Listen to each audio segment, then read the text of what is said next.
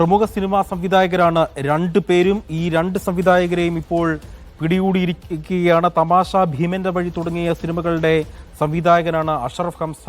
ഈ രണ്ട് സിനിമകളുടെയും സംവിധായകരെയാണ് ഇപ്പോൾ എക്സൈസിന്റെ നേതൃത്വത്തിലുള്ള സംഘം 1.5 ഗ്രാം ഹൈബ്രിഡ് കഞ്ചാവുമായി ഇവരുടെ കൊച്ചി മറൈൻ ഡ്രൈവിലെ ഫ്ളാറ്റിൽ നിന്നും പിടികൂടിയത്. നിർണായകമായ വാർത്തയാണ് കൊച്ചിയിൽ നിന്നും മുജിതബ ഇപ്പോൾ പങ്കുവച്ചുകൊണ്ടിരിക്കുന്നത്. മുജിതബ, എക്സൈസിന്റെ ഭാഗത്ത് നിന്ന് മറ്റേതെങ്കിലും തരത്തിലുള്ള വിവരങ്ങൾ ലഭിക്കുന്നുണ്ടോ? നമുക്കറിയാം, സിനിമാ മേഖലയുമായി ബന്ധപ്പെട്ട ഈ ലഹരി ഉപയോഗത്തിനെതിരെ വ്യാപക പരാതികൾ വന്നുകൊണ്ടിരിക്കുന്ന ഒരു സാഹചര്യമുണ്ട്. ഈ സംവിധായകർക്കെതിരെ ഏതെങ്കിലും തരത്തിലുള്ള പരാതി എക്സൈസിന് ലഭിച്ചിരുന്നോ? ഈ പരാതിയുടെ അടിസ്ഥാനത്തിലാണോ ഇവർ ഇവിടെ പരിശോധന നടത്തിയത്? അത്തരത്തിലുള്ള സൂചനകൾ ലഭിക്കുന്നുണ്ടോ മുജിതബ?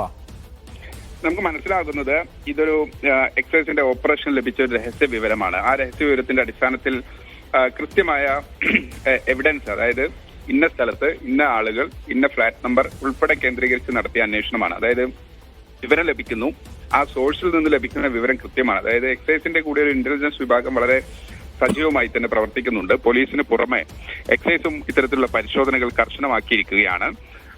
മനസ്സിലാക്കുന്നത് ഈ മറൈൻ ഡ്രൈവിലുള്ള ഫ്ളാറ്റിൽ ഈ രണ്ട് സിനിമാ സംവിധായകർ ഉൾപ്പെടെ 3 പേർ ഹൈബ്രിഡ് കഞ്ചാവുമായി എത്തിയിട്ടുണ്ട് എന്നുള്ള ഒരു വിവരമാണ്. അങ്ങനെയാണ് പോലീസ് കുറച്ചുകൂടി എക്സൈസ് ആ വിവരത്തിലേക്ക് കുറച്ചുകൂടി സൂക്ഷ്മമായി കടക്കുന്നതും ഈ 2 പേരെ ലൊക്കേറ്റ് ചെയ്യുന്നതും. അങ്ങനെ അവിടെ നടത്തിയ പരിശോധനയിലാണ് 3 പേർ,